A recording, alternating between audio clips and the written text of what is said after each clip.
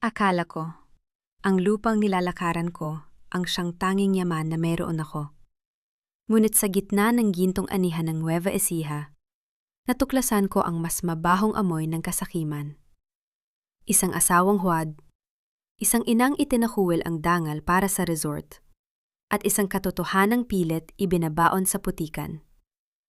Ako si Tere, at ito ang aking pagbangon mula sa mga pira-pirasong pangarap na sading dinurog ng ginto. Luhod, Teresa! Ang dumi ng iyong kamao ay hindi kailanman magiging sapat na kabayaran sa dangal ng aking anak. Hihingi ka ng tawad sa harap ng buong bariyo dahil nangahas kang saktan ang isang taong mas mataas ang halaga kaysa sa buong buhay mo. Ang boses ni Doña Caridad ay tila isang malamig na hampas ng bakal na bumasag sa masayang tugtugin ng banda sa gitna ng plaza ng Nueva Ecija. Sa ilalim ng nagkikinangang mga banderitas at bango ng bagong aning palay, ang bawat salita ng matanda ay tumatama sa puso ni Tere na tila mga matatalim na bubog. Nanatiling nakatayo si Tere sa gitna ng entablado. Ang kanyang mga kamay na sanay sa paghawak ng araro ay kasalukuyang nanginghinig, hindi sa takot, kundi sa tindi ng kawalang katarungang kasalukuyan niyang nilalamon. Kamera ay umatras. Makikita ang anyo ni Tere sa gitna ng maraming tao. Suot niya ang kanyang pinakamagandang blusa na sadyang itinabi niya para sa araw ng fiesta. Ang araw kung saan balak sana niyang mamahagi ng mga supot ng bigas para sa mga pamilyang sinalanta ng nagdaang bagyo. Ang supot ng bigas na hawak niya kanina ay kasalukuyan ng nagkakalat sa sahig, punit dahil sa marahas na paghablot ng mga gwardiya ni Doña Caridad. Ang bawat butil ng bigas na kanyang pinaghirapan sa ilalim ng nakapapasong araw ay tila mga pira-pirasong pangarap na tinatapakan ngayon ng mga mamahaling sapatos ng mga panauhin mula sa Maynila. Naramdaman ni Tere ang biglang panunuyo ng kanyang lalamunan. Ang bawat paghugot niya ng hininga ay tila paghigop ng nagbabagang uling na sumasakal sa kanyang baga. Ang panginginig ng kanyang mga daliri ay hindi na niya maikubli habang nakatitig sa lalaking nasa gilid ng entablado, si Nardo. Ang lalaking inakala niyang magnanakaw ng kalabaw. Ang lalaking sinuntok niya dahil sa pag-aakalang isa itong tauhan ng mga land grabber, ay kasalukuyan ng nakatayo ng tuwid, malinis ang suot, at tinitignan siya ng may malamig na mata. You really think you can just hit anyone and get away with it because you're poor, Teresa? Ang malamig na sabi ni Nardo. Ang boses nito ay wala ng bakas ng simpleng magsasakang kausap niya kanina sa pampang ng munting sapa. My mother is right. Ang katulad mo ay kailangang maturuan ng leksyon tungkol sa kung sino ang dapat mong kinalalaban. Ganap na pighate ang dumaan sa isipan ni Tere nang maalala niya ang mahigpit na yakap ni Nanay Rosa kaninang umaga, nananalangin pa para sa isang masaganang fiesta. Paanong ang isang tapat na hangaring makatulong ay nauwi sa ganitong uri ng kahihiyan? Ang pait ay naging isang itim na tinta na dahan-dahang lumulunod sa kanyang katuwiran. Ma'am, nagtatrabaho lang po ako ng tapat. Akala ko po ay sasaktan niya ang mga hayop namin.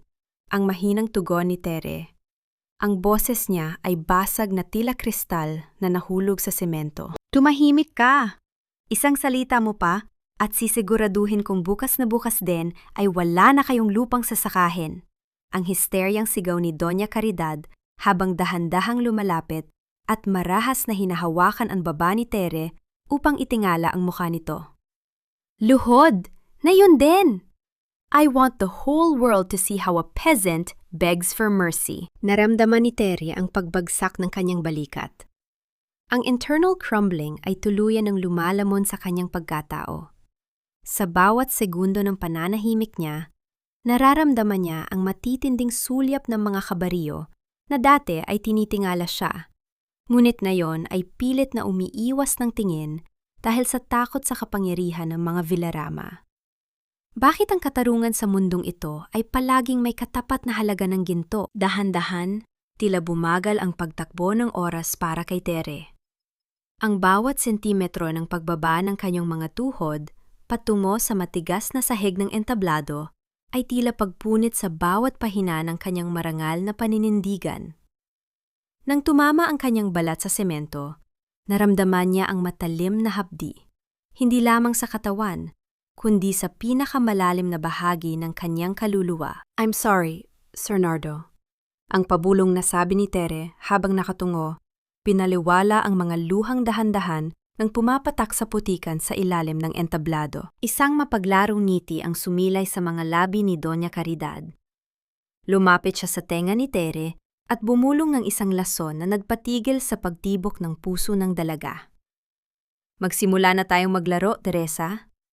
Dahil ang engagement contract na pipirmahan mo bukas ay hindi magsisilbing kaligtasan mo.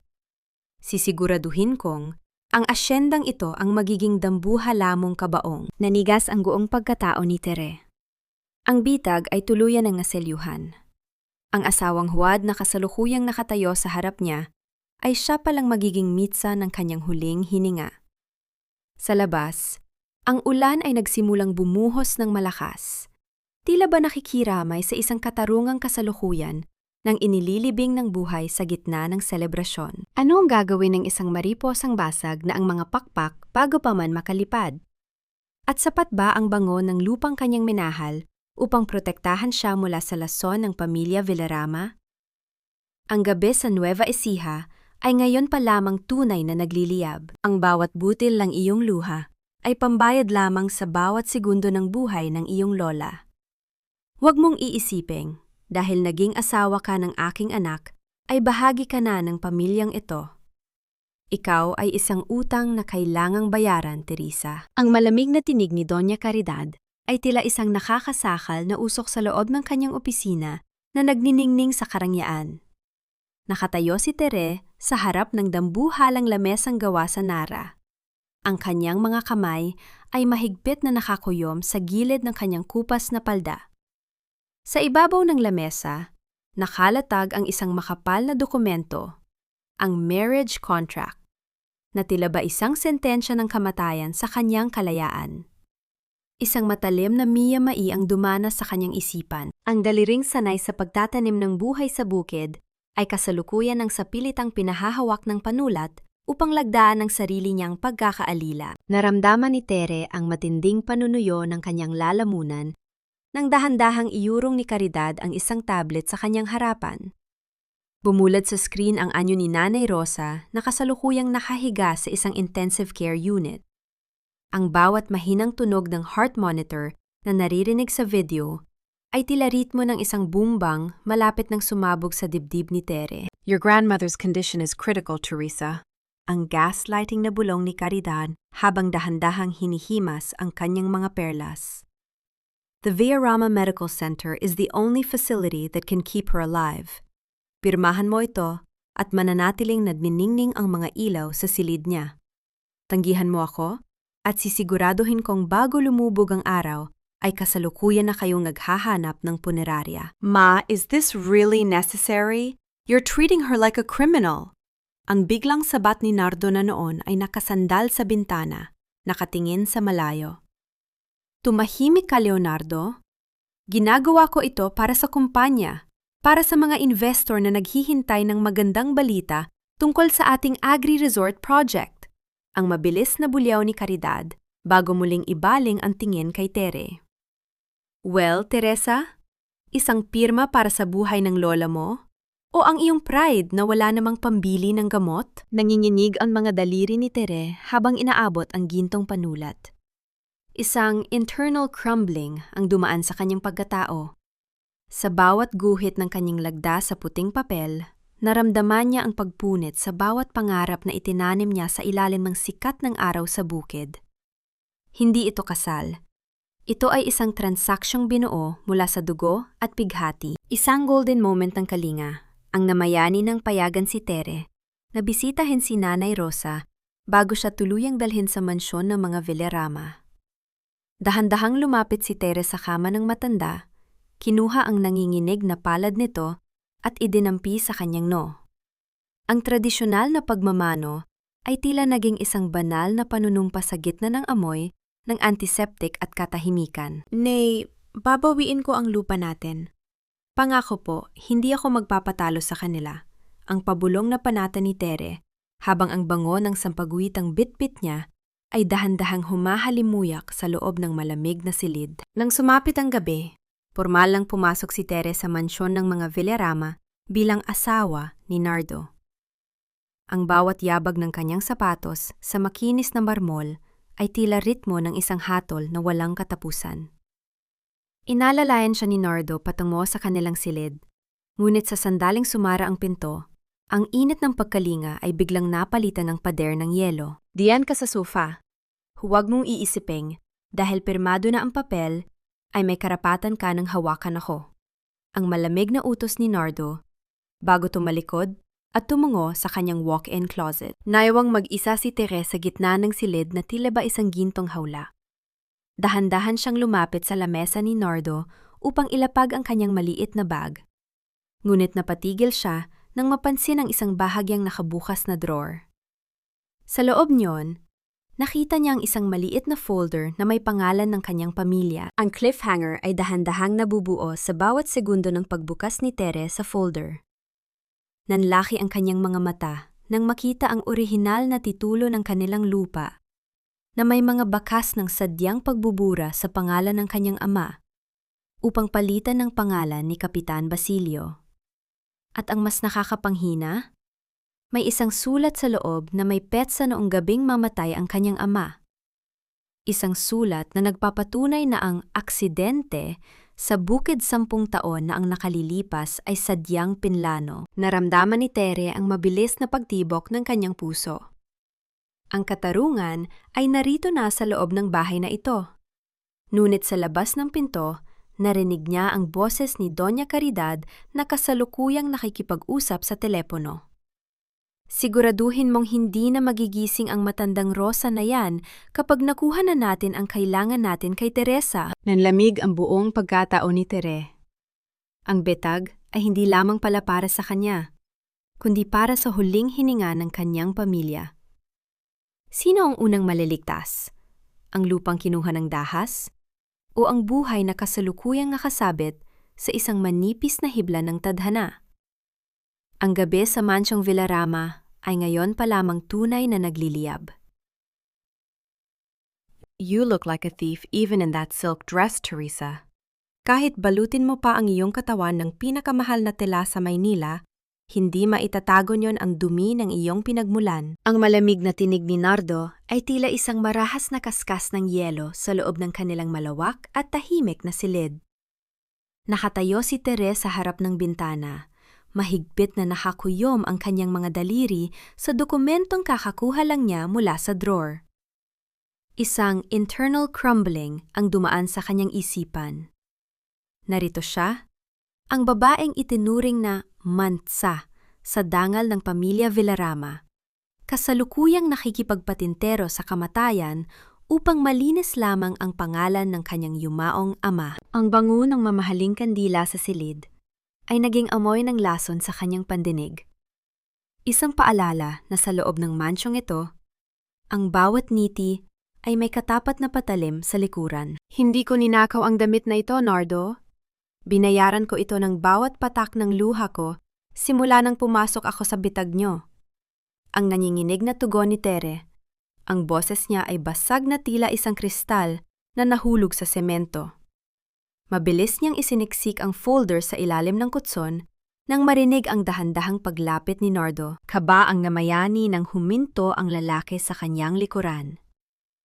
Ramdam ni Tere ang init ng presensya ni Nardo, sapat na upang maamoy niya ang bango ng sandalwood at alak sa himinga nito. Bakit ka nanginginig, Teresa? Takot ka ba na baka sa gitna ng pagtulog mo ay bigla na lang kitang palayasin? Ang pabulong na tanong ni Nardo. Ang kanyang panga ay nag-igting sa tinde ng pagpipigil. Bakit hindi niyo na lang gawin na yon, sir? Para matapos na ang dula-dulaang ito. Ang pait na hirit ni Tere habang dahan-dahang humaharap sa lalaki. Nagtagpo ang kanilang mga mata, isang sulyap na puno ng tapat na pot at isang lihim na pighati na hindi nila maaring bigkasin. Gutom na ang mga magsasaka sa Nueva Ecija habang kayo ay nagpapakasasa sa gintong galing sa aming dugo.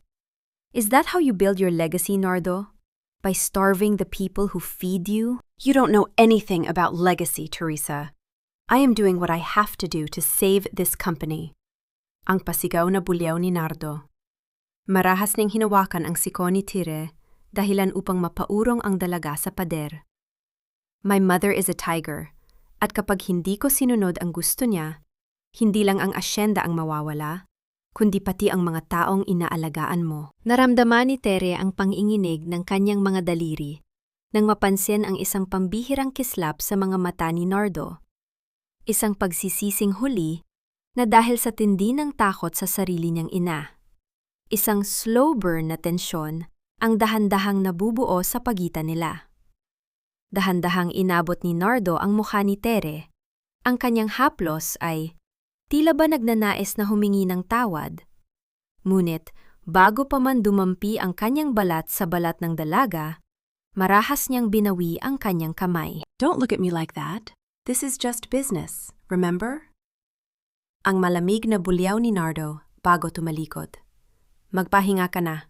Bukas, kailangan mong humarap sa mga investors.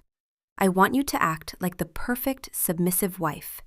One mistake, and your grandmother's hospital bills will be the last thing on my mind. Nang makaalis si Nardo patungo sa kabilang panig ng silid, dahan-dahang napaupo si Tere sa sahig. Ang pighati ay naging isang itim na tinta na dahan-dahang lumulunod sa kanyang katuwiran. Kinuha niya ang maliit na resibo ng gulay na nakatago sa kanyang bulsa, ang tangheng kagamitan kung saan niya lihim na isinusulat ang bawat batch number ng mga hatzong na sadyang pinalitan ni Doña Caridad. Nay, hindi ako papayag na mamatay ang lupa natin. Ang pabulong na panata ni Tere sa dilim. Ang cliffhanger ay dahan-dahang nabubuo sa bawat segundo ng pananahimik ni Tere. Napansin niya ang isang monitor sa dulo ng pasilyo na kasalukuyan ang nagpapakita ng live feed mula sa warehouse ng asyenda. Nakita niya si Kapitan Basilio na may hawak na isang dambuhalang sulo, kasalukuyang nakatayo sa tapat ng taniman ni Tere. Ang bawat patak ng gasolina sa lupa ay tila ba ritmo ng isang hatol na hinding-hindi na niya matatakasan. Sino ang unang bibigay? Ang asawang pilit na pinatahimik o ang katotohanang kasalukuyan ng nagsisindi ng mitsa sa dulo ng asyenda? Ang gabi sa Nueva Ecija ay ngayon pa lamang tunay na nagliliyab at ang taisa-isang katanungang natitira ay, handa ka na bang makita ang pag-abo ng iyong nakaraan para lamang mabuhay ang iyong katarungan? Huwag mong dungisan ang mga halamang iyan ng iyong maruming kamay, Teresa. Ang bawat punla sa nursery na ito ay may katumbas na bilyong piso. Hindi katulad ng iyong pagkatao na kahit ipamigay ay walang kukuha. Ang malamig na tinig ni Doña Caridad ay tila isang matalim na aspile na itinutusok sa gitna ng namamanhid na isipan ni Tere habang nakayuko siya sa gitna ng malawak na greenhouse ng mga Villarama. Hawak ni Tere ang isang maliit na trowel, ang kanyang mga kuko ay punangang itim na lupa, isang matinding kaibahan sa nagniningning na mga diamante sa leeg ng kanyang binan. Ang bawat salita ni Caridad ay punong-puno ng mapang-api na katuwaan, isang uri ng gaslighting na nagpaparamdam kay Tere na ang kanyang buong buhay, ang kanyang pagiging magsasaka, ang kanyang pagmamahal sa lupa, ay isa lamang basura sa harap ng kapangyarihan. Naramdaman ni Tere ang matinding panunuyo ng kanyang lalamunan. Ang bawat paghugot niya ng hininga ay tila paghigop ng tuyo at nakakasakal na alikabok ng mga pataba. Isang contextual needle ang bumaon sa kanyang puso nang mapatingin siya sa mga bag ng seedlings na kasalukuyan niyang inaayos. Kanina lamang, bago sumikat ang araw, ang tanging dalangin niya ay ang maging masagana ang anihan upang may maipakain siya sa mga kabariyo. Ang bawat butil ng pawis niya ay inialay niya sa lupa. Hindi alam na ang lupang ito ay kasalukuyan ang ginagawang bitag ni Caridad upang ubusin ang huling pag-asa ng mga magsasaka. Naramdaman ni Tere ang panginginig ng kanyang mga daliri na nakakuyom sa basang lupa. Isang golden moment ng ganap na pighati ang dumaan sa kanyang isipan nang maalala niya ang anyo ni Nanay Rosa sa ospital. ang nanginginig na kamay ng matanda na tila humihingi ng katuwiran. Nay, hindi ko hahayang kainin nila ang huling hininga ng ating bukid. Ang pabulong na panata ni Tere sa hangin. Ang bawat salita niya ay tila sumasabay sa mahinang ihip ng hangin sa loob ng greenhouse. Are you talking to the plants now, Teresa? Mukhang tuluyan na ngang nasisira ang bait mo. Ang pang-uuyam ni Caridad habang dahan-dahang lumalapit. Inumin mo ang tsaa mo at bumalik ka na sa loob. Masyado kang maingay sa paningin ko. Nang makaalis ang matanda, mabilis na kumilo si Tere. Hindi siya uminom ng tsaa. Sa halip, dahan-dahan niyang binuksan ang isa sa mga sako ng luazong na kakarating lang mula sa bodega ni Kapitan Basilio. Nanginginig ang kanyang mga kamay nang mapansin niya ang kakaibang kulay ng mga butil. Maitim, may amoy ng chemical, at tila basadyang nilunod sa lason upang wag sumibol ng maayos. Mabilis na kinuha ni Tere ang kanyang maliit na notebook. Ang listahan ng mga resibo ng gulay na sading ginamit niya upang isulat ang bawat ebidensyang nahanap niya sa loob ng mansyon. Isang golden moment ng kaba ang namayani nang itype niya ang batch number ng mga butil sa kanyang cellphone. Ang bawat segundo ng pag-load ng screen ay tila nagbibilang ng natitirang sandali ng kanyang kaligtasan. Lason, sadyang pinalitan ang mga dekalidad na buto ng mga reject. Ang pabulong na revelasyon ni Tere, ang boses niya ay nagkaroon ng kakaibang talim ng determinasyon. Gusto nilang malugi ang mga magsasaka upang wala kaming ibang pagpipilian, kundi ang ibenta ang lupa sa kanila sa halagang barya. Biglang bumukas ang pinto ng greenhouse. Pumasok si Nardo, hinihingal at nanlilisik ang mga mata. Tumingin siya kay Tere, pagkatapos ay sa nakabukas na sako ng luwazong. Isang slow burn na tensyon ang dahan-dahang nabuo sa pagitan nila sa gitna ng amoy ng sariwang lupa at lason. What are you doing, Tere? I told you to stay away from the warehouse. Ang mahinang sabi ni Nardo. Lumapit ang lalaki, sapat na, upang maramdaman ni Tere ang init ng bawat hininga nito. Inilabas ni Nardo ang kanyang cellphone na kasalukuyan ng umiilaw dahil sa sunod-sunod na tawag mula sa isang contact na may pangalang F. Sino si F, Nardo? At bakit tila mas takot ka sa kanya kaysa sa katotohanang pinapatay ng nanay mo ang kabuhayan ng bariyo natin? Ang mapanghamong tanong ni Tere habang mahigpit na nakakapit sa kanyang mga resibo. Tinitigan ni Nardo ang mga kamay ni Tere na puno ng dumi. Isang pambihirang golden moment ng ganap na pagpapakumbaba ang dumaan sa mukha ng lalaki nang dahan-dahan niyang abutin ang paladang dalaga. F is my father's old partner, Tere. Ang taong nakakaalam kung paano talaga namatay ang tatay mo. Ang pabulong na sagot ni Nardo, na sinunda ng isang matinding pighati sa kanyang mga mata. Pero kung itutuloy mo ang pag-iimbestiga mo ngayon, hindi ka naaabot sa araw na malalaman mo ang buong katotohanan. Naramdaman ni Tere ang biglang pag-ikot ng paligid. Ang mist of distrust ay tuluyan ng napalitan ng isang mapanganib na realidad. Isang sacrifice dilemma ang kasalukuyang bumubuo sa kanyang isipan. Mananatili ba siyang asawa ni Nardo upang malaman lamang ang lihim ng kanyang ama? O itataya niya ang lahat upang mailigtas ang mga punla ng Nueva Ecija? Ang cliffhanger ay dahan-dahang nabubuo sa bawat segundo ng pananahimik nila sa loob ng greenhouse. Biglang tumunog ang dambuhalang speaker ng asyenda. Isang anunsyo para sa lahat ng manggagawa. Lahat ng mga resibo at logbook ay kailangang isuko sa opisina ni Kapitan Basilio ngayong gabi para sa gagawing audit. Nanlamig ang buong pagkatao ni Tere. Ang bawat ebidensyang isinulat niya sa likod ng mga resibo ay kasalukuyan ng idinedeklarang target. Tumingin siya kay Nardo at doon niya nakita ang isang mabilis na paghisi ni Doña Caridad mula sa kabilang panig ng salaming dingding. May hawak na isang dambuhalang sulo at kasalukuyan ng naguutos sa mga gwardiya na pasukin ang greenhouse. Sino ang unang bibigay? Ang asawang nahanap na ang kanyang kaisa-isang kakampi o ang katotohanang kasalukuyan ng nilalamon ng anino ng kasakiman? Ang gabi sa Nueva Ecija ay ngayon pa lamang tunay na nagliliyab at ang kaisa-isang katanungang natitira ay, Handa ka na bang makita ang pag-abo ng iyong pangarap para lamang mabuhay ang iyong danggal? Bitiwan mo ang basurang yan, Nardo.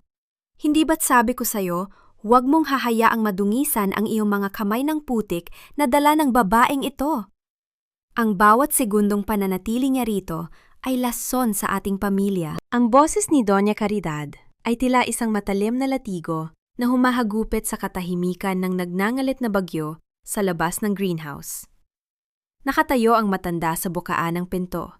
Nagniningning ang kanyang mga diamante sa ilalim ng mga emergency lights, habang ang mga gwardiya niya ay kasalukuyan ng hinahalongkat ang bawat sulok ng nursery. Naramdaman ni Tere ang biglang pagluluwag ng pagkakahawak ni Nardo sa kanyang kamay. Isang contextual irony ang dumana sa kanyang isipan. Narito siya, kasalukuyang nakikipaglaban para sa katarungan ng kanyang mga punla, habang ang lalaking inakala niyang nagsisimula na siyang intindihin ay kasalukuyan na namang bumabalik sa ilalim ng anino ng kanyang ina.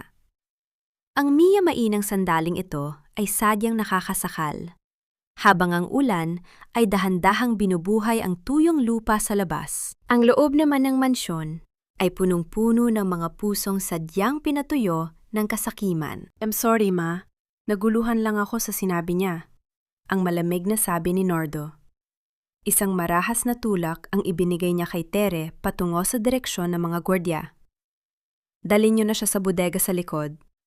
Ayokong makita ang pagmumukha niya hanggat hindi tumitigil ang ulan. Naramdaman ni Tere ang matinding panunuyo ng kanyang lalamunan nang marinig ang pinto ng greenhouse na marahas na isinara.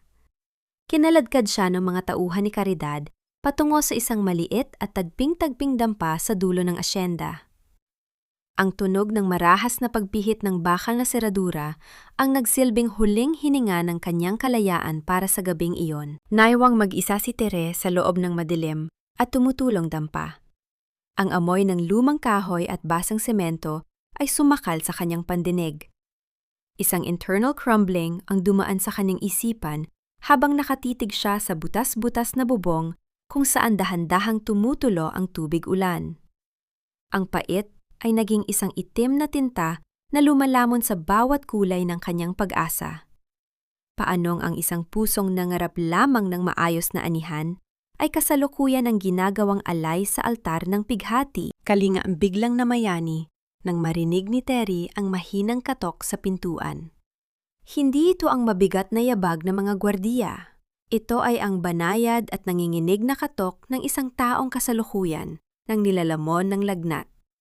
Sa pamamagitan ng siwang ng pinto, nakita ni Terry ang anyo ni Nardo. Basang-basa, namumutla, at mahigpit na nakakapit sa locket na nahanap ni Terry noon. Tere, pakiusap. Buksan mong pinto. Ang pabulong na pagsusumamo ni Nardo. Ang kanyang boses ay tila isang tuyong dahon na tinangay ng hangin. Binaliwala ni Tere ang kanyang galit. Gamit ang isang piraso ng alambre, mabilis niyang binuksan ang trangka mula sa loob. Nang bumukas ang pinto, bumagsak ang katawan ni Nardo sa kanyang mga bisig. Ang bango ng sandalwood nito ay nahaluan na ngayon ng amoy ng lagnat at pighati. Isang slow burn na emosyon ang sumabog sa dibdib ni Tere nang dahan-dahan niyang ihiga ang lalaki sa ibabaw ng mga sako ng palay. Bakit ka bumalik? Hindi ba't itinapon mo na ako kanina? Ang nanginginig na tanong ni Tere habang dahan-dahang pinupunasan ang noo ni Nardo gamit ang kanyang panyo. Kailangan nating protektahan ang mga resibo, Tere. Ang sagot ni Nardo sa gitna ng kanyang panginginig. Nalaman ni Ma na si Fidelina ang kausap ko. Gagamitin niya ang bawat butas ng batas upang ubusin tayo. Dapat nakalinga ang nasaksihan sa gitna ng unos. Kinuha ni Tere ang ilang pirasong luya at halamang gamot mula sa kanyang maliit na bag. Mga kagamit ang palagi niyang dala para kay Nanay Rosa. Dahan-dahan niyang dinurog ang mga ito at inalapat sa mga sentido ni Nardo. Nakita ni Nardo ang mga kamay ni Tere. Mga kamay na puno ng kalyo, mga kamay na sanay sa pagbubungkal ng lupa. Ngunit ngayon ay naging pinakamalambot na kanlungan para sa kanyang sugatang kaluluwa. Bakit mo pa rin ako inaalagaan, Tere? Isang Villarama ako. Ang pamilya ko ang sumisira sa buhay mo. Ang pabulong na tanong ni Nardo habang mahigpit na hinahawakan ang kamay ni Tere. Dahil ang mga magsasaka, Nardo, hindi kami marunong bumitaw sa mga bagay na may buhay pa. Ang sagot ni Tere, ang kanyang mga mata ay nanunubig sa tapat na pagsusumamo. Kahit gaano pa kalakas ang ulan, naniniwala kaming may pagsibol na mangyayari bukas. Basta't marunong tayong mag-alaga. Sa loob ng ilang oras, ang talyer ay naging isang banal na silid para sa dalawang pusong.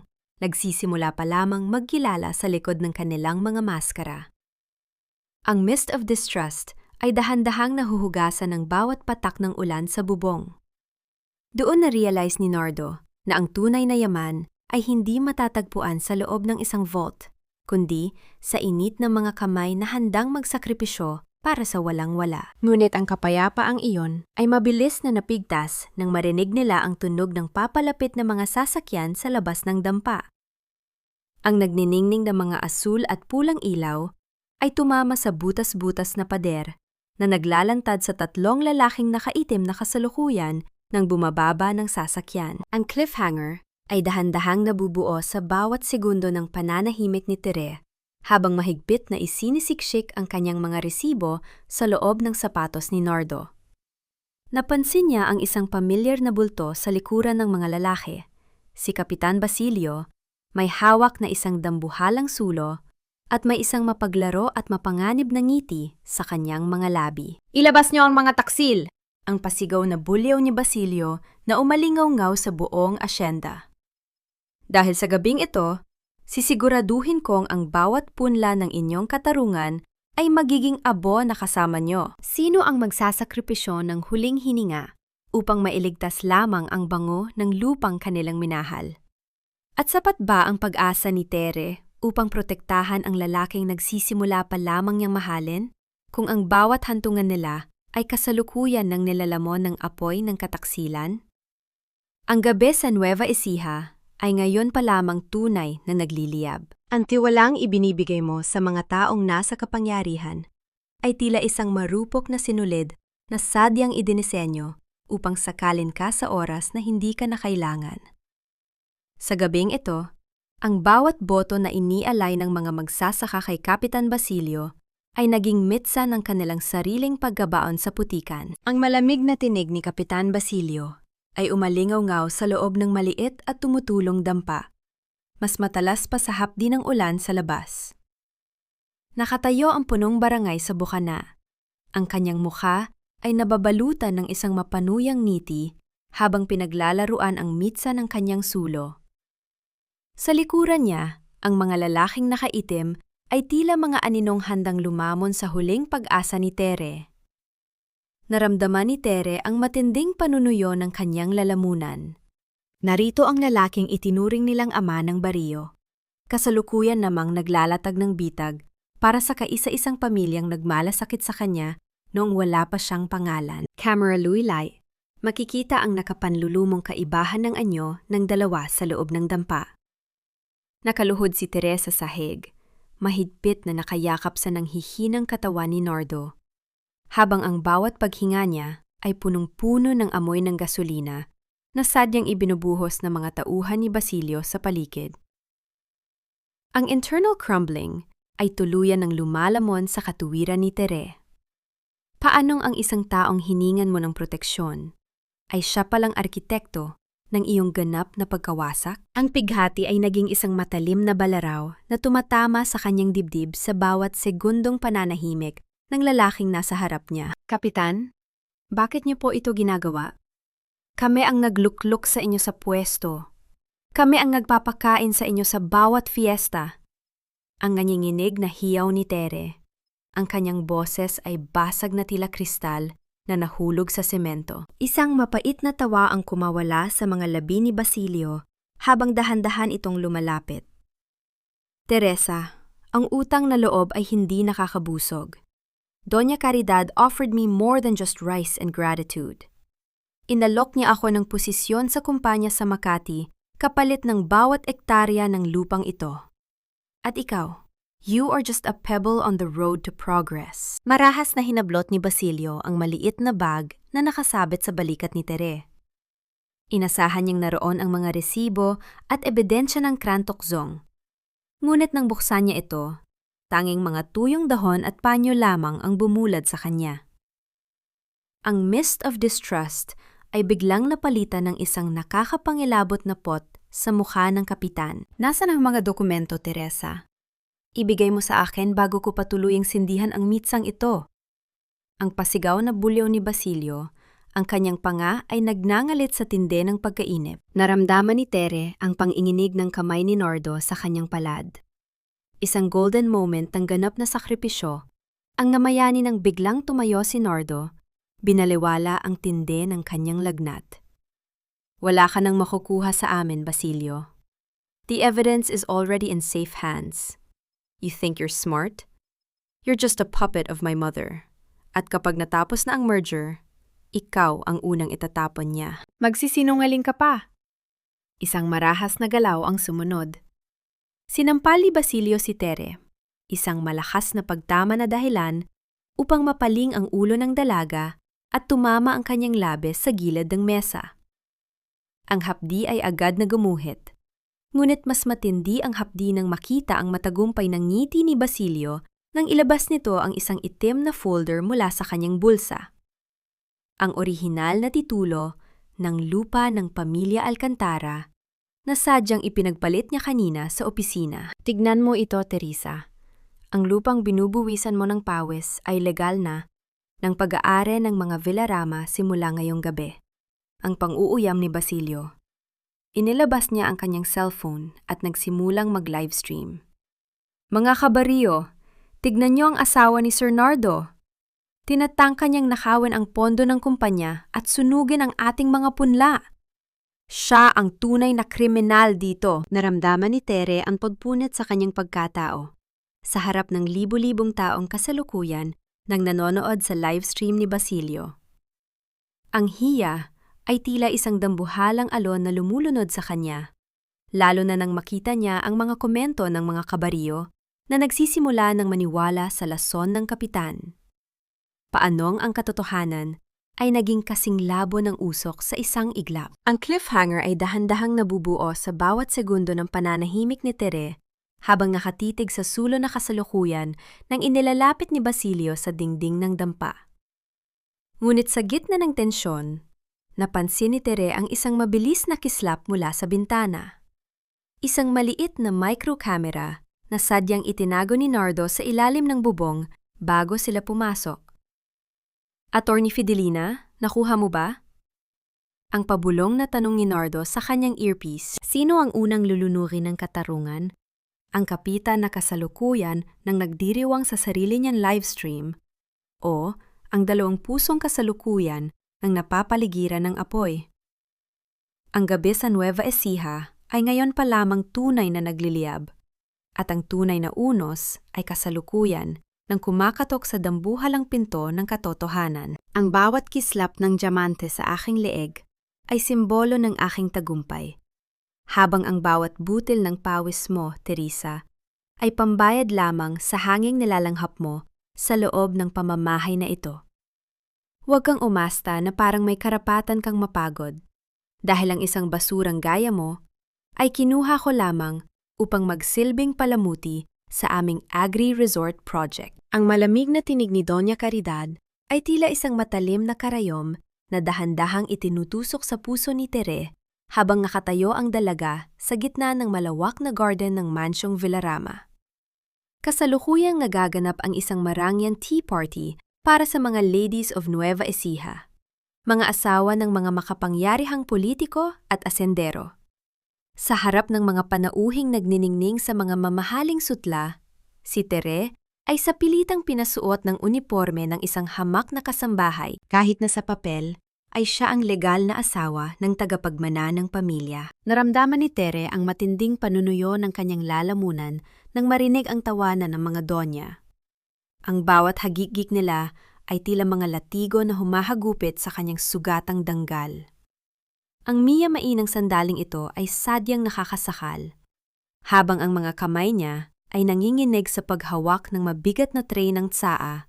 Naalala niya ang kanyang lola na si Nanay Rosa na kasalukuyan pang nakikipaglaban sa kamatayan sa ospital. Inialay ni Tere ang kanyang huling hininga ng katuwiran upang magsilbi. Umaasang ang kanyang pagsunod ay magsisilbing mitya ng kaligtasan para sa kanyang pamilya. Ngunit sa bawat segundo ng kanyang pananahimik, naramdaman ni Tere na ang putik sa kanyang paanan ay dahan-dahan na ring lumalamon sa kanyang kaluluwa. Teresa, why are you standing there like a statue? Serve the tea to Mrs. Governor, now! Ang pang-uuyam ni Caridad may kasamang matamis, ngunit nakamamatay ng ngiti. Ipakita mo sa kanila ang galing ng isang asawang galing sa bukid. Dahan-dahang lumapit si Tere sa lamesa.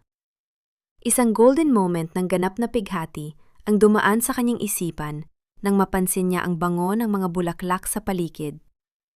Hindi ito amoy ng sariwang palay, kundi amoy ng lason at kasinungalingan. Nang ilalapag na niya ang tasa, sinadya ni Doña Caridad na kabigin ang kanyang siko.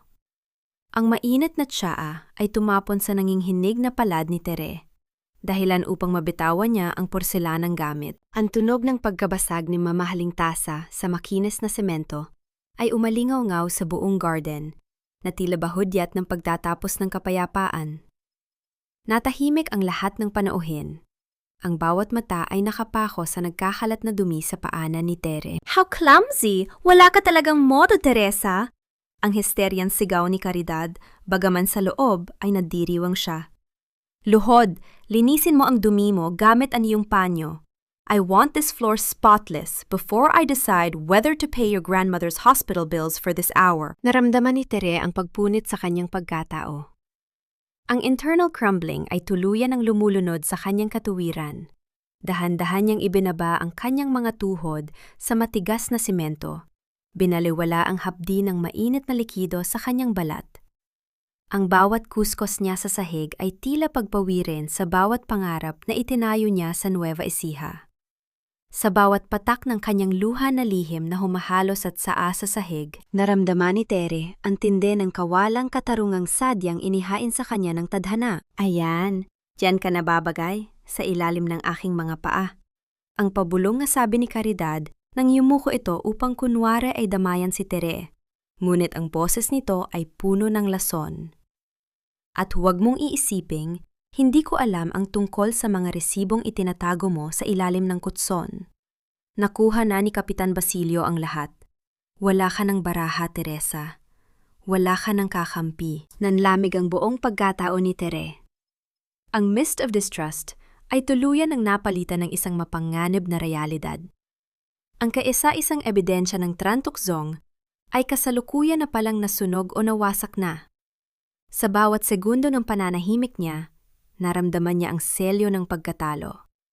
Saan na siya kukuha ng lakas kung ang bawat boses na dapat ay magtatanggol sa kanya ay sadyang pinatahimik ng ginto? Ang cliffhanger ay dahan-dahang nabubuo sa pagtayo ni Tere mula sa pagkakaluhod.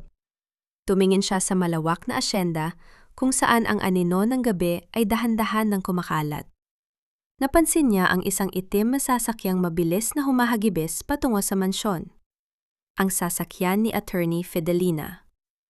Ang abogada ay bumaba ng nagmamadali, may hawak na isang selyadong folder.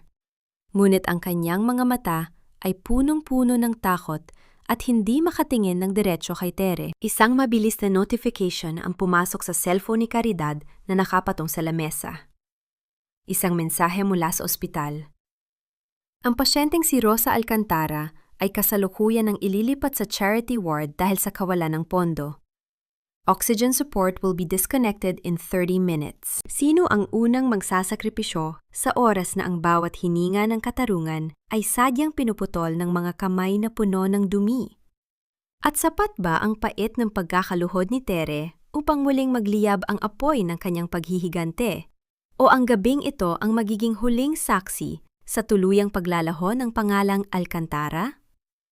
Ang gabi sa Nueva Ecija ay ngayon pa lamang tunay na nagliliyab, at ang tunay na lason ay kasalukuyan ng nagsisimulang kumalat sa bawat hininga ng mga biktima. Ang bawat salitang binitawan mo, attorney, ay tila mga bubog na sadyang isinaksak sa aking puso. Inisip ko na ikaw ang aking magiging sandigan sa katarungan.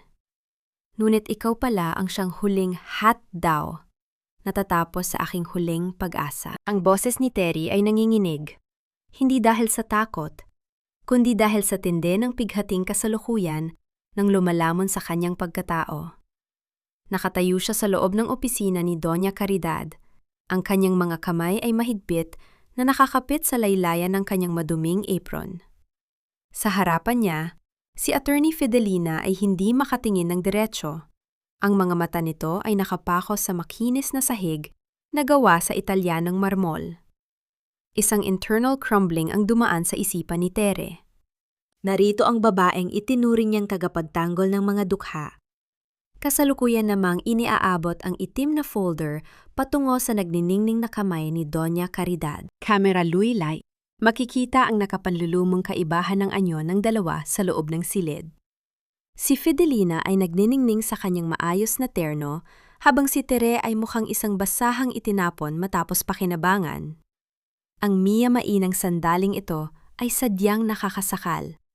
Habang ang buong Nueva Ecija ay naniniwala sa batas, ang kaisa-isang tulay patungo sa katuwiran ay siya palang magsisilbing mitsa ng kanilang ganap na pagkabaon sa limot. Ang bango ng mamahaling kape sa silid ay naging amoy ng pagkabulok sa pandinig ni Tere. I'm sorry, Teresa. Pero ang kumpanya ng mga Villarama ang nagbigay sa akin ng pangalan. Hindi ko maaring isakripisyo ang aking lisensya para sa isang laban na alam nating parehong taluka sa simula pa lang. Ang malamig na sabi ni Fidelina.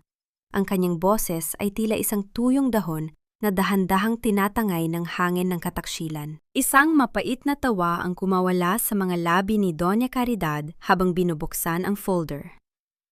Ayon, Teresa, nakikita mo ba? Ang katapatan sa mundong ito ay may presyo, at ang barya sa iyong bulsa ay hinding-hindi makakabili ng katarungang pilit mong hinahabol. Naramdaman ni Tere ang pagpunit sa kanyang kaluluwa nang makita ang anyo ni Nardo mula sa likuran. Nakatayo ang lalaki sa may pintuan. Ang kanyang mukha ay maputla at ang mga mata ay balot ng kalituhan. Nardo, pakiusap, maniwala ka sa akin. Ang bawat resibong yan ay totoo.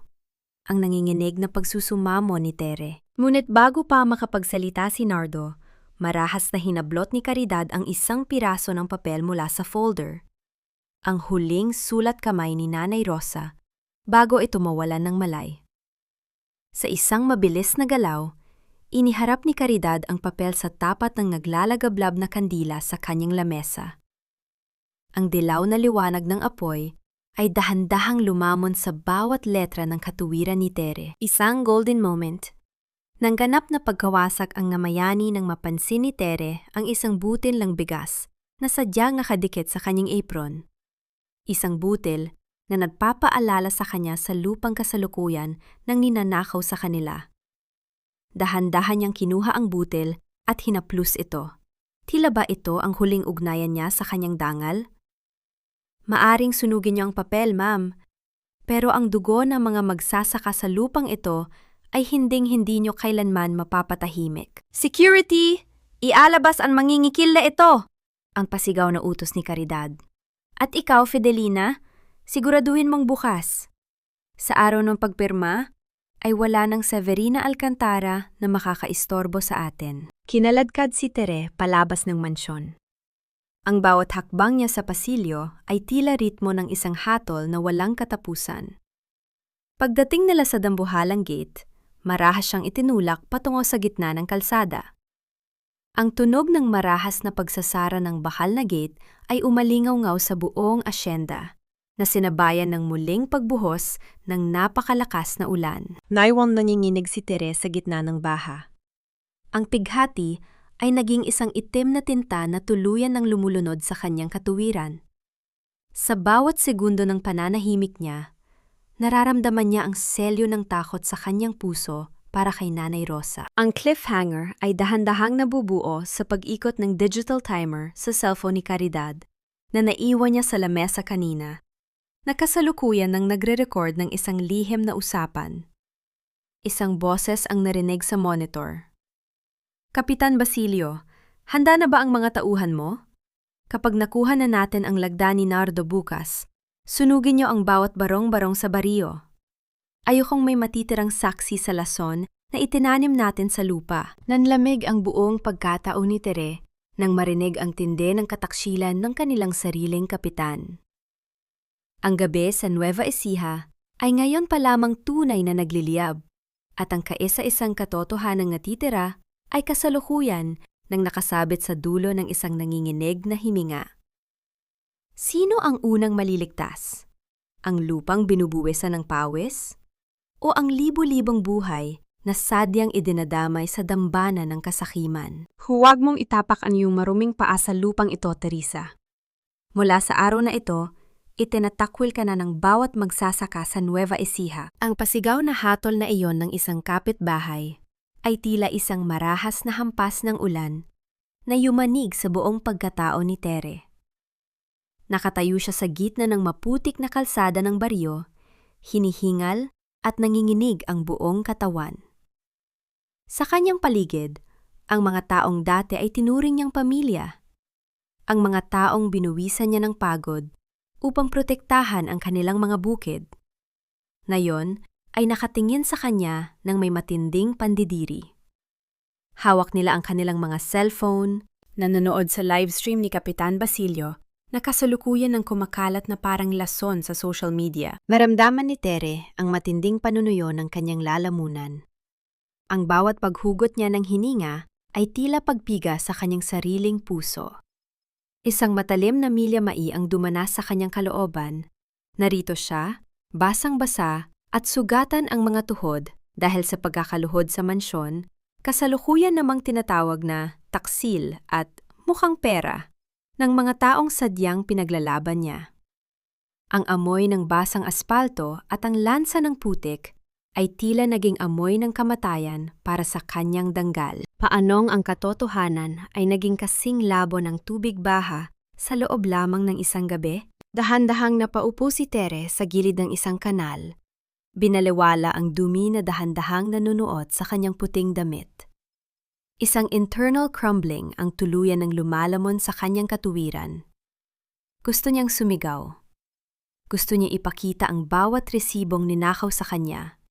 Ngunit ang tanging lumabas sa kanyang mga mata ay ang mainit na luha na mabilis na nilalamon ng ulan. Saan ako pupunta?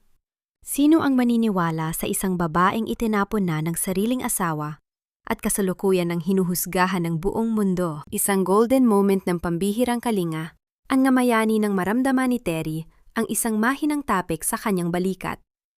Pagtingala niya, nakita niya ang anyo ni Nanay Rosa. Ang kanyang lola, bagaman bulag at nanghihina, ay kasalukuyan ng nakatayo sa kanyang tapat, bitbit ang isang lumang balabal. Sa kabila ng dilim ng kanyang mga mata, tila ba nakikita ng matanda ang bawat sugat sa kaluluwa ng kanyang apo? Nandito na ako, Tere. Huwag kang matakot sa dilim, dahil ang amoy mo, amoy ka ng tapat na lupa, hindi amoy ng ginto, ang pabulong na sabi ni Nanay Rosa. Dahan-dahan niyang binalot si Tere ng balabal. Ang bawat haplos ng matanda ay tila isang banal na basbas na nagpapatigil sa bawat panginginig ng dalaga. Naramdaman ni Tere ang biglang pagluluwag ng pagkakasakal sa kanyang dibdib nang mahawakan niya ang nanginginig na palad ng lola. Isang golden moment ng ganap na pagpapakumbaba ang nangyari ng isang dalitere ang kanyang ulo sa kandungan ni Nanay Rosa sa gitna ng kalsadang puno ng pangumutya. Nay, pinura nila ang bawat bakas ng katotohanan. Wala na po akong ebidensya. Ang hikbi ni Tere. Ang katotohanan, anak, ay hindi nakatago sa papel. Ang mahinang tugon ni Nanay Rosa habang may kinukuha sa loob ng kanyang damit. Inabot niya kay Tere ang isang maliit at kalawanging tansong susi. Ang susing itinatago ni Lola sa loob ng 10 taon. Ito ang susi sa lihim na bodega ng lolo mo sa dulo ng sapa. Doon niya itinago ang orihinal na listahan ng mga binhi bago pa man dumating ang mga Villarama. Doon mo mahanap ang boses na hinding-hindi nila kayang sunugin. Naramdaman ni Tere ang muling pagtibok ng kanyang puso ng may panibagong determinasyon. Ang path to redemption ay dahan-dahan ng gumuguhit sa kanyang isipan. Hindi siya papayag na maging mansa na lamang sa kasaysayan ng Nueva Ecija. Kung ang bawat pinto ay isinarado na sa kanya, siya mismo ang gagawa ng sariling lagusan. Nang sumunod na hating gabi, dahan-dahang tumayo si Tere. Pinunasan niya ang putik sa kanyang mukha at inayos ang kanyang gulo-gulong buhok. Ang pighati ay naging isang matalas na determinasyon. Tumingin siya sa mansyon ng mga Villarama sa malayo. Nagminingning ang mga ilaw niyon na tila ba nagniningning din ang kanilang kasakiman. Ang cliffhanger ay dahan-dahang nabubuo sa bawat hakbang ni Tere patungo sa sapa. Ngunit sa kanyang paglalakad, napansin niya ang isang anino na kasalukuyan nang naghihintay sa tapat ng lumang bodega. Isang lalaking nakasuot ng itim na jacket, may hawak na flashlight, at may isang pamilyar na bango ng sandalwood. Si Nardo. Nanlamig ang buong pagkatao ni Tere. Ang mist of distrust ay muling bumangon. Narito ba si Nardo upang tuluyan ng tapusin ang kanyang buhay? O mayroon pa itong mas malalim na lihim na sadyang itinago pati sa sarili nitong ina? Ang gabi sa Nueva Ecija ay ngayon pa lamang tunay na nagliliyab at ang kaisa-isang katotohanang natitira ay kasalukuyan ng nakasabit sa dulo ng isang kinakalawang na susi. Ano akala mo, Teresa? Na makakatakas ka sa akin dala ang huling baraha na maaring sumira sa kumpanya namin? Napakaliit ng Nueva Ecija para sa isang babaeng nagnanais magtago sa anino ng katotohanan. Ang boses ni Nardo ay kasing lamig ng asero.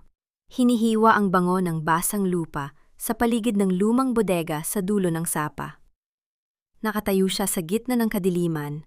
Ang liwanag ng kanyang flashlight ay direktang nakatutok sa nanginginig na mga kamay ni Tere na kasalukuyang nakahawak sa kinakalawang na tansong susi. Naramdaman ni Tere ang matinding panunuyo ng kanyang lalamunan.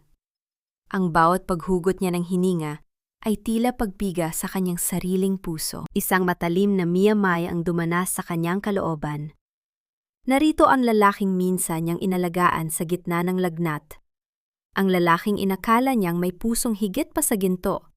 Kasalukuyan namang nakaharang sa kaisa-isang pintuan ng kanyang kaligtasan. Naramdaman ni Tere ang panginginig ng kanyang mga balikat. Ang internal crumbling ay tuluyan ng lumalamon sa kanyang pag-asa. Gusto niyang sumigaw. Gusto niyang itapon ang susi sa mukha ng lalaki. Ngunit ang bawat sulyap ni Nardo ay punong-puno ng isang uri ng pait na hindi niya maipaliwanag. Paanong ang bango ng sandalwood na dati ay nagbibigay sa kanya ng kapayapaan, ay naging amoy na ngayon ng isang darating na sakuna. Bakit ka narito, Nardo? Para tapusin ang sinimulan ng nanay mo? Ang nanginginig na tanong ni Tere, ang boses niya ay basag na tila kristal na nahulog sa semento. Ibigay mo na sa akin ang katarungang kinuha niyo. 10 taon na kaming nakaluhod sa putikan dahil sa inyo. Katarungan? Ang mapait na tawa ni Nardo habang dahan-dahang lumalapit. Inilapit niya ang kanyang mukha sa mukha ni Tere. Sapat na upang maramdaman nila ang init ng bawat hininga sa gitna ng ginaw ng gabi. Do you really think I'm here to stop you, Tere? Look at this. Inilabas ni Nardo ang isang itim na notebook mula sa loob ng kanyang jacket. Ang lihim na ledyo ni Doña Caridad na matagal nang hinahanap ni Tere. Nahanap ko ito sa ilalim ng sahig ng opisina ni Mama. Nariyan ang bawat record ng lason na itinanim nila sa lupa nyo. At nariyan din ang katotohanan na ang tatay ko pala ang pumatay sa tatay mo. Para lamang sa proyektong ito. Napatigil si Tere. Ang mist of distrust sa kanyang isipan ay biglang napunit, napalitan ng isang banghwang na katahimikan. Ano? Alam mo na ang lahat? Yes, Tere. I am a Villarama, but I am also a man who is sick of living in a palace made of blood and lies. Ang pabulong na sabi ni Nardo. Ang kanyang mga mata ay nanunubig sa tapat na pagsusumamo. Isang golden moment ng ganap na pagpapakumbaba ang namayani ng dahan-dahan niyang hawakan ang nanginginig na palad ni Tere. I'm giving up everything, Tere. My shares, my name, my mother's protection. I'm here to help you open that door. Naramdaman ni Tere ang biglang pagluluwag ng pagkakasakal sa kanyang dibdib.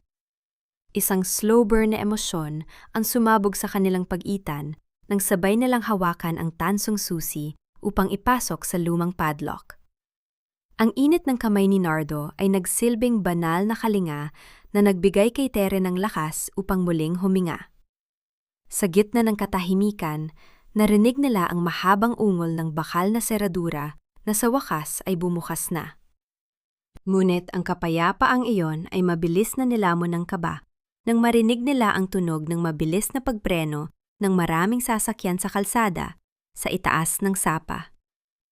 Ang nagniningning na mga asul at pulang ilaw ay tumama sa pader ng bodega na naglalantad sa 3 lalaking nakaitim na kasalukuyan nang bumababa, bit-bit ang mga dambuhalang sulo. Sir Nardo, Doña Caridad is asking for you. Ang pasigaw na bulyaw ng isa sa mga gwardiya.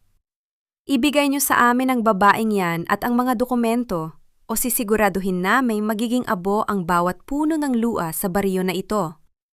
Nanlamig ang buong pagkatao ni Tere. Ang bitag ay tuluyan ng naselyuhan. Nardo, tumakas ka na. Iiwan ko ang lahat dito. Iligtas mo lang si Nanay Rosa sa ospital. Ang pagsusumamo ni Tere. No, Tere. Hindi na ako muling tatalikod. Ang mariing panata ni Nardo habang humaharang sa harap ng dalaga. Ang kanyang malapad na balikat ay nagsilbing pader laban sa lason ng kanyang pamilya. Kapitan Basilio is already here at sisiguraduhin kong bago sumikat ang araw, ang bawat livestream niya ay magiging ebidensya ng kanyang sariling pagkabilanggo. Ang cliffhanger ay dahan-dahang nabubuo sa bawat hakbang ng mga tauhan ni Caridad patungo sa kinaroroonan nila. Napansin ni Tere na may hawak na 1 galon ng gasolina si Kapitan Basilio at ang mitsa ng apoy ay kasalukuyan ng inilalapit sa tuyong damuhan sa paligid ng bodega. Sino ang unang magsasakripisyo sa oras na magsalpukan ng ginto ng mga Villarama at ang katarungang bitbit na mga magsasaka? At sapat ba ang pagpili ni Nardo na maging tao muli upang mailigtas lamang ang babaeng tangi naniwala sa kanyang boses? Ang gabi sa Nueva Ecija ay ngayon pa lamang tunay na nagliliyab. Sunugin ang bawat butil ng palay na iyan.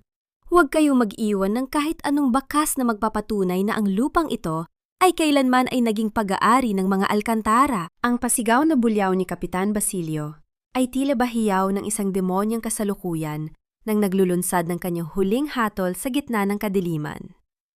Sa loob ng lumang bodega, naramdaman ni Tere ang biglang panunuyo ng kanyang lalamunan nang makita niya ang paggapang ng dilaw na liwanag mula sa ilalim ng pintuan. Ang amoy ng gasolina ay sumakal sa kanyang bango ng sampagwita. Isang nakakasakal na paalala na ang katarungang bitbit niya ay kasalukuyan na ring nagiging mitya ng kanyang sariling libing. Isang internal crumbling ang dumaan sa kanyang isipan. Narito siya, sa kaisa-isang lugar na pinrotektahan ng kanyang lolo. Kasalukuyan namang ginagawang abo ng taong dapat ay tagapagtanggol ng kanilang baryo. Naramdaman ni Tere ang panginginig ng kanyang mga daliri habang mahigpit na nakayakap sa itim na notebook na ibinigay ni Nardo. Isang contextual irony ang bumalot sa sandaling iyon. Sa labas, naririnig ang tawanan ng mga tauhan ni Basilio habang nagbubuhos ng lason sa lupa. Ngunit sa loob ng bodega, ang kaisa-isang hininga ng katotohanan ay pilit na kumakapit sa buhay. Bakit ang bawat sikat ng araw sa Nueva Ecija ay kailangang bayaran ng ganito kabigat na sakripisyo? Tere, dyan ka lang. Huwag mong bibitiwan ang mga dokumento. Ang nanyinghinig na utos ni Nardo.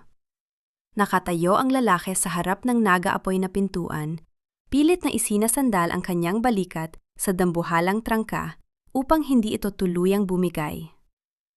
Ang bawat haplos ng init sa kanyang balat ay tila mga latigo na humahagupit sa kanyang panga na naggangalit. Isang golden moment ng pambihirang tatag, ang namayani ng mapansin ni Tere ang isang maliit na siwang sa ilalim ng dambuhalang sako ng binhi. Pinaliwala niya ang takot at mabilis na gumapang patungo roon. Gamit ang kanyang mga kamay na puno ng kalyo, hinukay niya ang huling lihim na itinago ng kanyang ama. Doon, sa ilalim ng lupa, nahanap niya ang isang maliit na kahon na gawa sa tanso. Sa loob niyon ay ang orihinal na selyo ng gobyerno at ang mga larawan ng pakikipag-ugnayan ni Doña Caridad sa mga illegal na land grabbers sa ibang bansa. Nahanap ko na, Nardo. Nandito ang lahat. Ang hiyaw ni Tere. Ang kanyang boses ay naging kasing tatag ng semento sa kabila ng makapal na usok. Naramdaman ni Tere ang mabilis na pagtibok ng kanyang puso nang biglang marinig ang isang malakas na tunog ng pagkabali ng kahoy mula sa kisame. Isang golden moment ng sakripisyo ang nangyari nang marahas na hatakin ni Nardo si Tere palayo, dahilan upang ang nagbabagang troso ay tumama sa kinaroroonan nila kanina. Sa gitna ng kaguluhan, nagtagpo ang kanilang mga mata. Isang sulyap na wala ng halong pagdududa, tanging purong kalinga at pangakong hinding-hindi na muling mag-iisa. Kailangan nating makalabas dito, Tere. I have to get you and these proofs to the convention center bukas. Ang pabulong na panata ni Nardo habang pilit na binubuksan ang maliit na bintana sa itaas ng bodega. Nang makalabas sila sa dulo ng sapa, sinalubong sila ng malamig na ulan na tila ba banal na haplos na humahalik sa kanilang mga sugatang balat. Ngunit ang tagumpay ay mabilis na napalitan ng kaba nang makita ni Tere ang isang itim na sasakyang dahan-dahang humihinto sa kanto. Ang sasakyan ni Attorney Fidelina. Ang abogada na nagtaksil sa kanya ay kasalukuyan ang nanginginig ang mga kamay habang iniaabot ang isang cellphone kay Nardo. Sir Nardo, Doña Caridad, she's already calling for the emergency board meeting. Gagamitin niya ang video ni Basilio upang ideklara kang mentally unfit at angkinin ang bawat share mo sa kumpanya, ang nanginghinig na ulat ni Fidelina. Naramdaman ni Tere ang biglang pag-ikot ng paligid. Ang katarungan ay narito na, ngunit ang cliffhanger ay dahan-dahang nabubuo sa bawat patak ng ulan na dumarapo sa tansong kahoy na hawak ni Tere.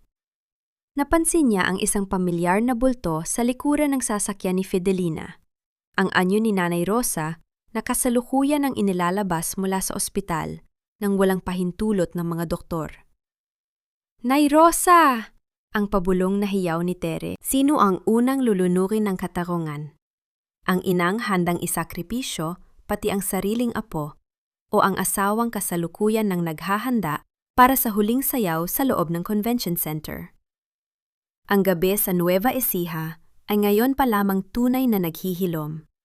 At ang kaisa-isang katotohanang natitira ay, handa ka na bang sumabog sa harap ng buong mundo kahit ang kabayaran ay ang tuluyang pagkawasak ng iyong pangalan? Ang katarungan ay hindi isang regalong dumarating ng kusa. Ito ay isang anihan na binuwisan ng matinding pagtitiis, pawis at dugo bago mo tuluyang malasap ang tamis ng katotohanang matagal nilang pilit na pinatatahimik. Ang bulwagan ng Nueva Ecija Convention Center ay nababalot ng nakasisilaw na kislap ng mga dambuhalang chandelier. Tila ba mga matang nagniningning sa kasakiman habang pinagmamasdan ang bawat panauhing nakasuot ng kanilang pinakamamahal na sutla at hiyas. Ang bango ng mga mamahaling bulaklak ay humahalimuyak sa paligid. Pilit nang nilulunod ang amoy ng lason at panlilinlang na matagal nang nanahan sa loob ng Pamilya Villarama. Ito ang gabi ng pormal na paglagda sa Agri-Resort Project. Ang gabi na dapat sana ay magsiselyo sa tuluyang pagkakabaon sa limot ng bawat sakahan sa baryo. Nakatayo si Doña Caridad sa gitna ng entablado. Suot ang kanyang kulay gintong terno. Ang kanyang mga mata ay nanlilisik sa tagumpay habang nakaharap sa mga kamera ng media. Sa gabing ito, ating ipinadiriwang ang progreso. Ang deklara ng matanda. Ang kanyang boses ay punong-puno ng mapagkunwaring habag. Isang progreso na mag-aahon sa ating mga magsasaka mula sa putik ng kahirapan. At bilang tanda ng ating katapatan, narito ang aking anak, si Leonardo, upang pirmahan ang huling kasulatan. Naramdaman ni Tere ang matinding panunuyo ng kanyang lalamunan nang marinig ang tunog ng marahas na pagbukas ng dambuhalang pinto sa dulo ng ballroom. Ang nakabibinging katahimikan ay mabilis na kumalat sa buong silid nang pumasok ang isang figurang hinding-hindi nila inaasahang makikita sa gabing ito. Pumasok si Tere. Hindi siya nakasuot ng basahan. Suot niya ang puting Filipiniana na sadyang iningatan ni Nanay Rosa para sa araw ng kanyang tagumpay. Ang kanyang bawat hakbang sa makinis na marmol ay tila ritmo ng isang hatol na hindi na mapipigilan. Sa kanyang tabi, nakahawak sa kanyang kamay, ay si Nardo. Wala na ang maskara ng masunuring anak. Ang lalaking nasa harap nila ngayon ay nagniningning sa tinde ng integridad. Ang pirmahang ito ay hindi magaganap, Doña Caridad. Ang boses ni Tere ay umalingaw-ngaw sa buong bulwagan. Malinaw, matatag, at punong-puno ng otoridad na nagmula sa kailaliman ng kanyang pighati. Teresa, anong kalapastanganan ito? Ang nanginginig na hiyaw ni Caridad. Ang kanyang boses ay pumiyok dahil sa tindi ng kaba. Security! Ialabas ang baliw na babaeng yan! Nasisira na ang kanyang isipan dahil sa labis na inggit. Ngunit bago pa makagalaw ang mga gwardiya, inilabas ni Tere ang itim na notebook at ang tansong kahoy mula sa kanyang bag. Ikinonekta ni Nardo ang kanyang cellphone sa dambuhalang monitor ng ballroom. Isang nakabibinging katahimikan ang bumalot sa paligid nang magliwanag ang screen. Bumulad sa lahat ang video recording ni Kapitan Basilio sa loob ng bodega. Ang video kung saan malinaw na makikita si Caridad na nakikipagkasundo sa mga land grabbers at ang pag-amin nito na sadyang pinatay ang tatay ni Tere 10 taon na ang nakalilipas. Kasunod nito ay ang mga bank statement na nagpapakita ng bawat sentimong ninakaw mula sa pondo ng mga magsasaka. Ang hiya ay tuluyan ng lumunod kay Caridad nang makita niya ang mga stockholders na nagsisimulang magbulungan at tumingin sa kanya ng may pandidire. Isang golden moment ng katarungan, ang namayani nang bumaba si Nardo mula sa entablado at lumuhod sa harap ni Tere. Ang lalaking tinitingala ng lahat, ngayon ay nakasubsob sa marmol na sahig, humihingi ng tawad sa bawat luhang ipinatak ng dalaga. Patawarin mo ako, Tere. Pinakasalan ko ang aking kayabangan, habang ikaw ay kasalukuyan ng nagbubuwis ng buhay para sa ating lupain. Mula sa oras na ito, ang pamilya Villarama ay tapos na, dahil ang tunay na tagapagmana ng katarungan ay narito na. Naramdaman ni Tere ang paglambot ng kanyang panga. Ang slow burn na emosyon sa pagitan nila ay tuluyan ng sumabog sa tindi ng katarungang sa wakas ay sumikat na. Inilabas ni Tere ang baw ng tukzong na may lason at inihagis ito sa paanan ni Caridad. Ang bawat butil na sadyang pinatay nyo, Doña Caridad, ay muling sisibol sa gabing ito upang ibaon kayo sa sarili ninyong dumi. Ang cliffhanger ay dahan-dahang nabubuo sa bawat yabag ng sapatos ng mga pulis na papasok na sa convention center upang damputin si Doña Caridad at si Kapitan Basilio. Ngunit sa dulo ng pasilyo, napansin ni Tere ang isang mabilis na galaw mula kay Attorney Fidelina. May hawak itong isang itim na sobre na sadyang hindi ipinakita kanina. Isang huling revelasyon tungkol sa tunay na dahilan kung bakit pilit na itinago ang titulo ng lupa. Isang lihim na maaring muling yumanig sa tiwala ni Tere kay Nardo. Handa na ba ang Nueva Ecija para sa bagong reyna nito? Ang gabi sa disyerto ng mga Villarama ay ngayon pa lamang tunay na naghihilom. At ang katarungan ay kasalukuyan ng humihimig ng isang bagong oyayi. Ang katarungan ay hindi natatapos sa pagposa sa mga may sala. Ito ay nagsisimula sa sandaling ang bawat dumi sa iyong budi ay kailangan mo nang harapin sa harap ng malupit na katotohanan. Sa loob ng malamig na rehas, ang bawat kislap ng diamante ay nagiging mansa, at ang bawat wad ng ngiti ay nagiging hiyaw ng pagsisisi. Ang boses ni Tere ay tila isang malamig na hanging umiihip sa loob ng nagkakagulong convention center, habang ang mga operatiba ng pulisya ay kasulukuyan ng hinihila si Doña Caridad at si Kapitan Basilio. Nakatayo ang matanda sa gitna ng entablado.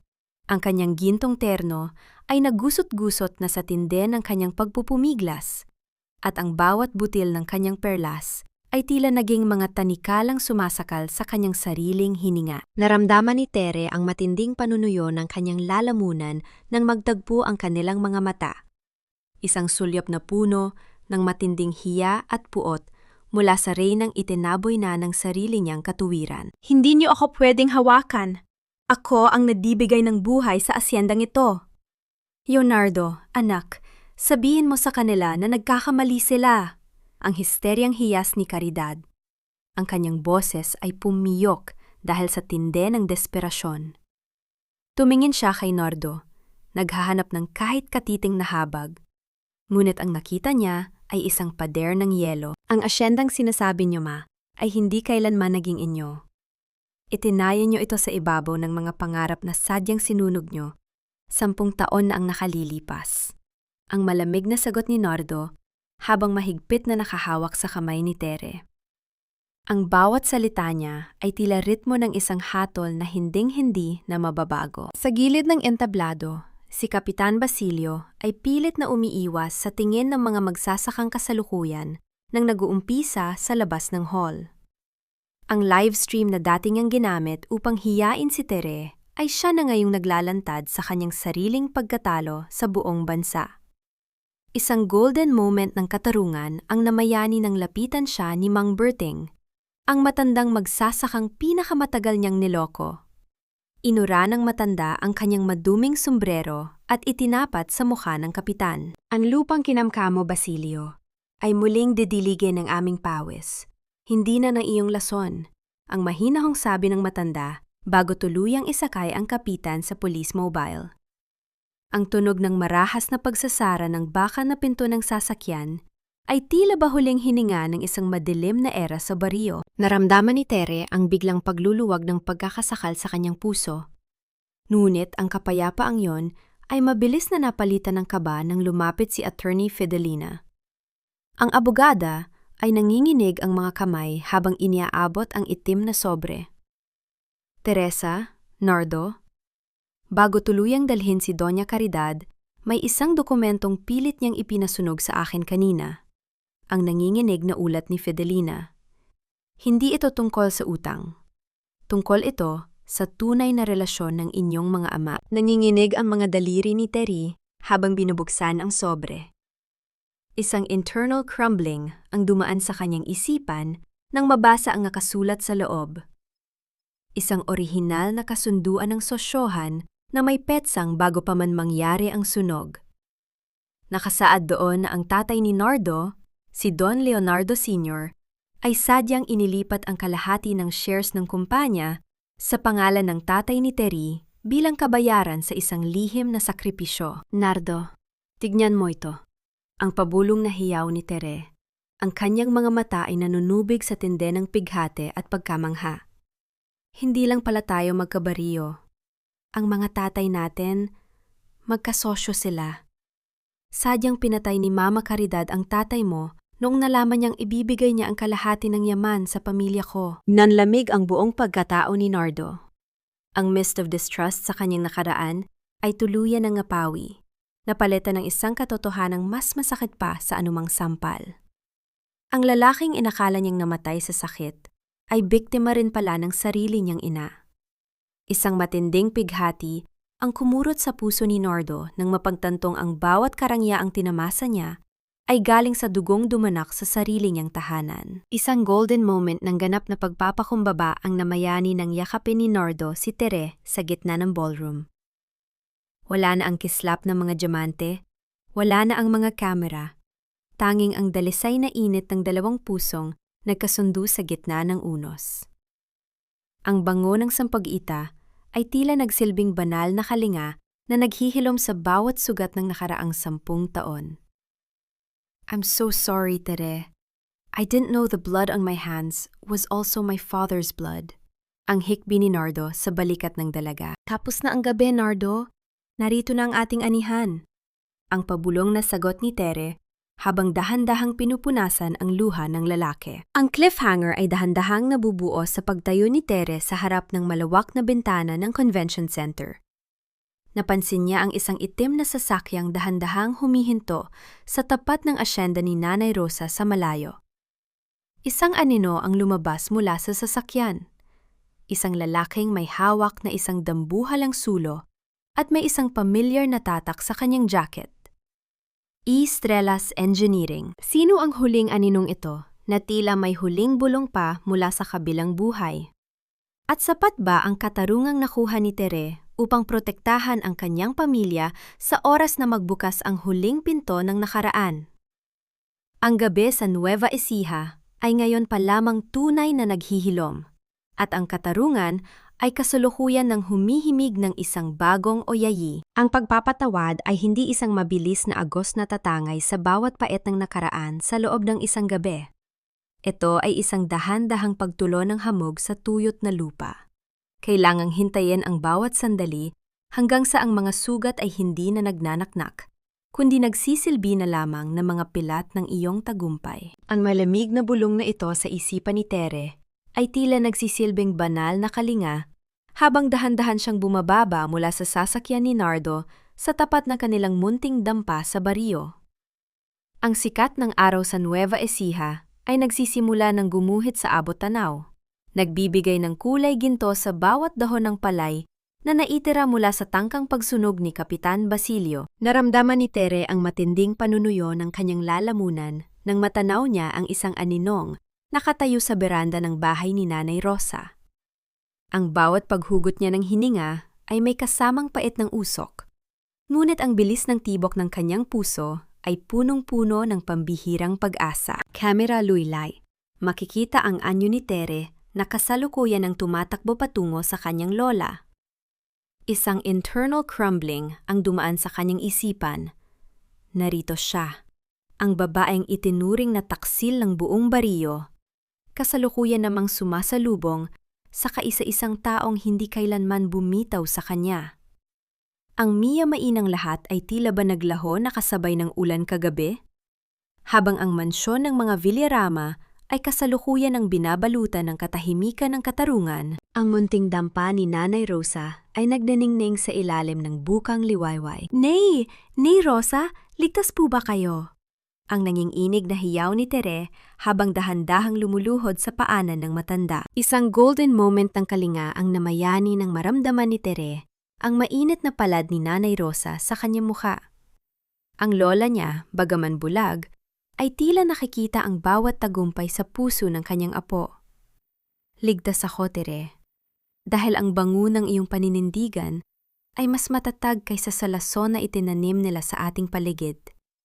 At tignan mo, anak, may nagbalik upang samahan tayo sa ating anihan. Dahan-dahang pinihit ni Tere ang kanyang katawan nang marinig ang tunog ng dahan-dahang pagpihit ng bakal na tungkod sa semento.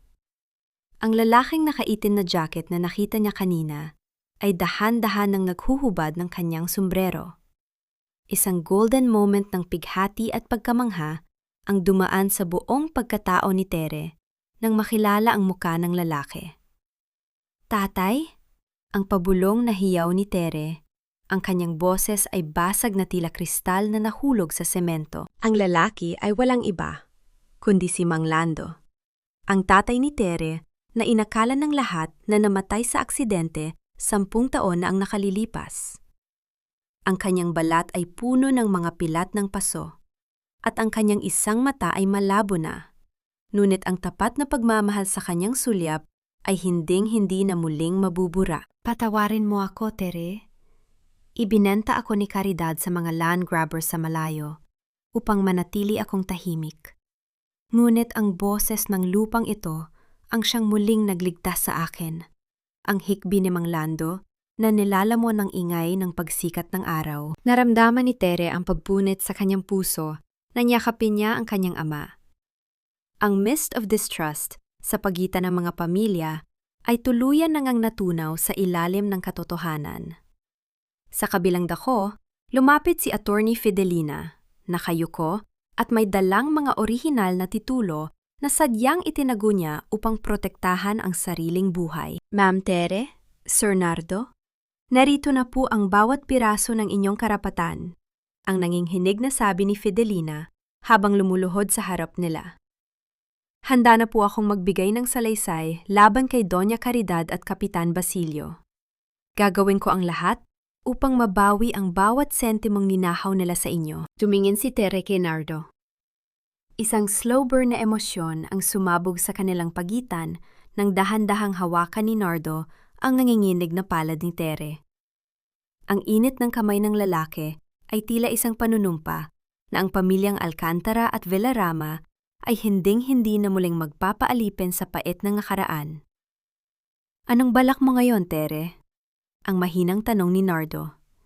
Inilapit niya ang kanyang mukha sa mukha ni Tere, sapat na upang maramdaman nila ang tamis ng bawat hininga ng katarungan. Gusto ko magtanim muli, Nardo. Ang nakangiting tugon ni Tere habang nakatingin sa malawak na bukid. Gusto ko makitang muli ang gintong anihan na wala ng kasamang takot. Ang cliffhanger ay dahan-dahang nabubuo sa pagtayo ni Terry sa gitna ng pilapil. Napansin niya ang isang itim na sasakyang mabilis na humahagibis patungo sa kinaroroonan ni Doña Caridad na kasalukuyan ang inililipat sa National Penitentiary.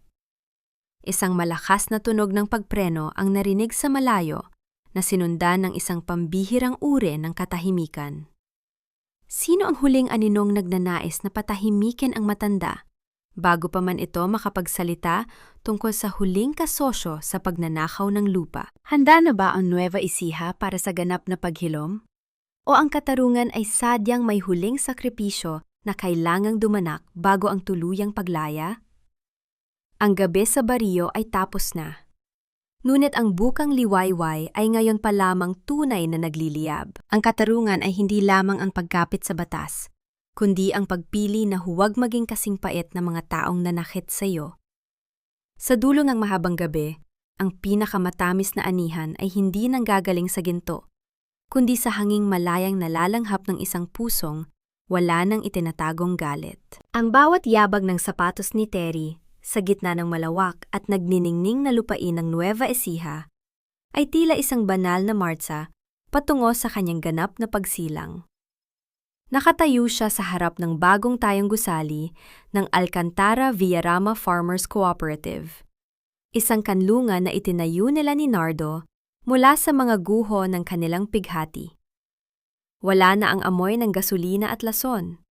Ang tanging nanunuot sa kanyang pandinig ay ang halimuyak ng mga bagong sibol na palay na sumasayaw sa indayog ng amihan. Naramdaman ni Terry ang matinding katuwaan nang makita niya si Mang Lando na kasalukuyang nagtuturo sa mga kabataang magsasaka. Ang kanyang ama ay maayos na ang lagay, bagaman bakas pa rin ang mga pilat ng nakaraan sa kanyang mukha. Isang golden moment ng ganap na paghilom ang namayani ng magtagpo ang kanilang mga mata. Isang tahimik na pagtango lamang ang ibinigay ni Mang Lando. Isang hudyat na sa wakas, ang bawat butil ng pawis na inialay nila sa lupang ito ay nagbunga na ng katarungang hinding-hindi na muling mananakaw. Teresa, look at the crowd. Halos buong baryo ay nandito para saksihan ang ating unang anihan. Ang mahinang bulong ni Nardo mula sa kanyang likuran. Lumingon si Tere at nakita ang lalaking naglakas loob na talikuran ang lahat ng karangyaan para lamang samahan siya sa putikan. Si Nardo ay hindi na nakasuot ng mamahaling perno. Suot niya ay isang simpleng polo at maong. Ngunit ang kislap sa kanyang mga mata ay mas nagminingning pa kaysa sa anumang diamanteng pag-aari ng kanyang ina. Hindi ko akalain na aabot tayo rito, Nardo. Inisip ko noon na sementeryo na ang hantungan ng ating mga pangarap. Ang nakangiting tugon ni Tere habang dahan-dahang hinahawakan ang kamay ng lalaki. Ang panandaliang pagdampi ng kanilang mga palad ay tila isang kuryenteng nagbibigay ng pambihirang tatag. Ngunit sa gitna ng pagdiriwang, dahan-dahang lumapit si Attorney Fidelina. Dala ang isang selyadong folder mula sa korte. Ang mukha ng abogada ay seryoso, na nagpabalik ng munting kaba sa dibdib ni Tere. Ma'am Tere, Sir Nardo? May huling ulat na po mula sa transport van incident kagabi, ang panimula ni Fidelina. Ang itim na sasakyang humarang kina Doña Caridad ay pag-aari ni Don Santiago, ang shadow partner na matagal nang kinakatakutan ni Nardo. Tinangka nilang itakas si Doña Caridad, ngunit hindi nila alam na kasalukuyan ng nakamonitor ang bawat galaw nila sa GPS system na lihim na ipinakabit ni Sir Nardo sa mga police mobiles. Naramdaman ni Nardo ang biglang pag-igting ng kanyang panga. Nasaan sila ngayon, attorney? Arestado na silang lahat, sir. Pati ang bawat kasosyo ni Don Santiago sa land grabbing ay kasalukuyan ng hinahabol ng mga awtoridad sa Manila. Tapos na ang gabi ng mga lobo sa Nueva Ecija, ang ulat ni Fidelina na may kasamang tapat na pagsisisi sa kanyang mga mata. And here are the original documents. Pormal na pong naibalik ang bawat ektarya ng lupain sa mga tunay na may-ari sa baryo. Naramdaman ni Tere ang biglang pagluluwag ng pagkakasakal sa kanyang puso.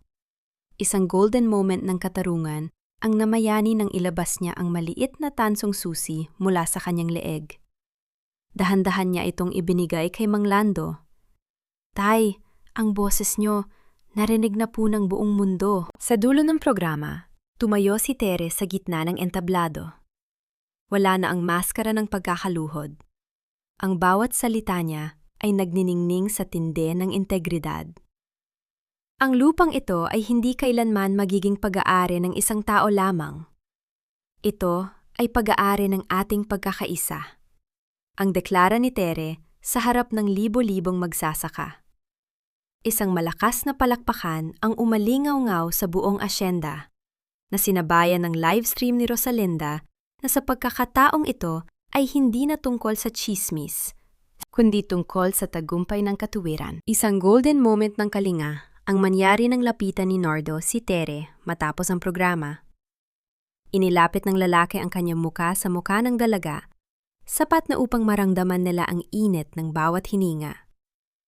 Serafina, I have one more promise. I will stay here. Hindi bilang CEO ng Villarama, kundi bilang isang inhenyero na handang magbungkal ng lupa kasama mo. Gusto kong matutunang mahalin ang bawat butil ng palay na naging saksi sa iyong tapang. Slow burn na emosyon ang sumabog sa kanilang pagitan nang dahan-dahang halikan ni Nardo ang noo ni Tere. But I need to know. Handa ka na bang maniwala na ang bango ng ating bukas ay wala ng halong lason? Naramdaman ni Tere ang pag-agos ng mainit na luha sa kanyang mga pisingi. Isang luhang punong-puno ng ganap na paglaya. Naniniwala ako, Nardo. Dahil sa dulo ng bawat unos, ikaw ang kaisa-isang katotohanang nais kong anihin habang buhay. Ang cliffhanger ay dahan-dahang nabubuo sa pagtayo ni Terry sa harap ng malawak na abot-tanaw.